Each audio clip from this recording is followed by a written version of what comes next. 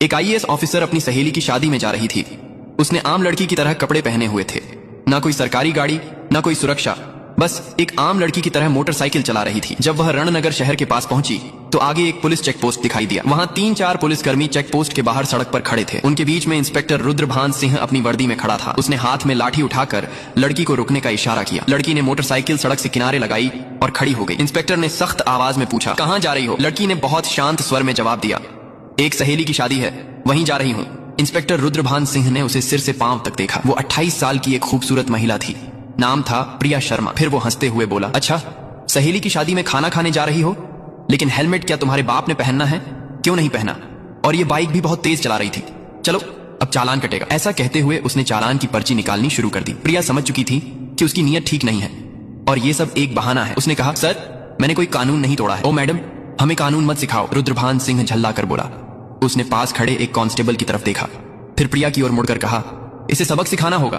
अचानक इंस्पेक्टर ने जोर से एक थप्पड़ मारा प्रिया के गाल पर। बहुत सवाल कर रही है, जब पुलिस कुछ कहे तो चुपचाप मान लेना चाहिए। प्रिया का सिर एक पल के लिए घूम गया, लेकिन उसने खुद को संभाल लिया। उसकी आंखों में गुस्सा साफ छलक रहा था। इंस्पेक्टर हंसते हुए बोला, अब भी इसकी आंखों में घमंड है? ऐसे कितनों को ठीक कर चुका हूँ, इसे अच्छी तरह से सबक सिखाना होगा। एक कांस्टेबल आगे आया और बोला, सर, इसे थाने ले चलते हैं, वहीं इसका इलाज होगा, तब समझेगी कि पुलिस से कैसे बात की जाती है। फिर एक और कांस्टेबल ने प्रिया का हाथ पकड़कर खींचते हुए कहा, चलो गाड़ी में बैठो। प्रिया ने झटके से अपना हाथ छुड़ाया और गुस्से में बोली, हाथ लगाने की कोशिश मत करना, वरना अंजाम अच्छा नहीं होगा। इंस्पेक्टर और भड़क गया। उसने एक और कांस्टेबल से कहा, देखो इसका घमंड। कांस्टेबल आगे बढ़ा, प्रिया का बाल पकड़कर उसे खींचने लगा। प्रिया दर्द से कराह उठी। फिर भी उसने अब तक अपनी असली पहचान नहीं बताई थी। वह देखना चाहती थी कि यह लोग कितनी नीचता तक जा सकते हैं। इसी बीच एक पुलिसकर्मी ने गुस्से में उसकी बाइक पर लाठी मार दी और ऊंची आवाज में बोला, बड़ी आई साधु बनने वाली, अब तुझे खिलौना बनाकर खेलेंगे। प्रिया अब अच्छे से समझ चुकी थी कि उसके साथ क्या होने वाला है और यह लोग कितना नीचे गिर सकते हैं। इंस्पेक्टर की आंखों में गुस्सा भरा था। वो जोर से चिल्लाया, तेरे जैसे कई होशियार देखे हैं, पुलिस से पंगा लेगी, आज मजा चखाएंगे।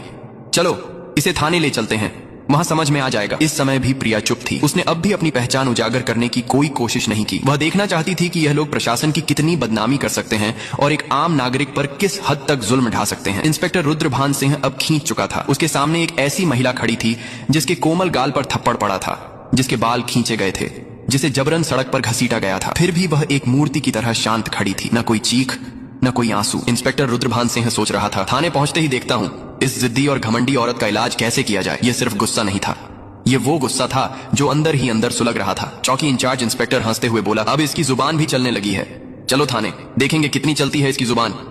थाने में घुसते ही इंस्पेक्टर जोर से चिल्लाया, ओए कहां गए सब, चाय पानी लगाओ जल्दी, आज एक खास माल आया है। प्रिया अब भी कुछ नहीं बोली, बस थाने की दीवारों को देखती रही। वो देख रही थी कि यह लोग उन निरीह लोगों के साथ कैसा व्यवहार करते हैं जो कभी आवाज नहीं उठाते। तभी एक कांस्टेबल इंस्पेक्टर रुद्रभान सिंह की ओर झुककर फुसफुसाया, क्या केस है सर?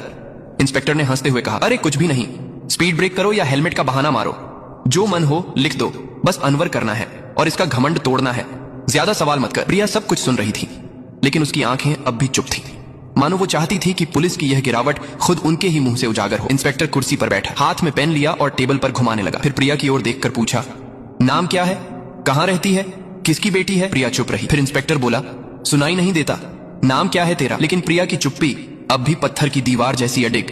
तभी इंस्पेक्टर ने जोर से मेज पर हाथ मारा, इतनी जोर से कि आवाज पूरे थाने में गूंज उठी।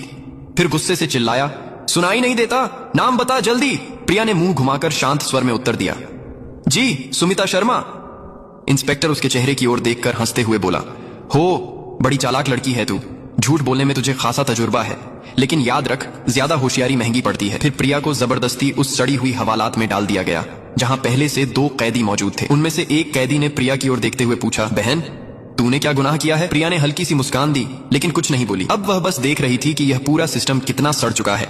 अगर एक आईएएस को बिना वजह अंदर किया जा सकता है तो आम आदमी की हालत तो सोच पाना भी मुश्किल है। अब वह उस कोठरी के कोने में बैठी थी, सब कुछ देख रही थी, सुन रही थी और हर एक हरकत को समझ रही थी। उधर इंस्पेक्टर रुद्रभान सिंह एक झूठी रिपोर्ट बना रहा था। उसने आदेश दिया, इसके ऊपर चोरी और ब्लैकमेलिंग का केस ठोक दो, और फाइल पर हाथ मारते हुए बोला, चलो जल्दी। एक कांस्टेबल ने हिचकते हुए पूछा, लेकिन सर बिना सबूत?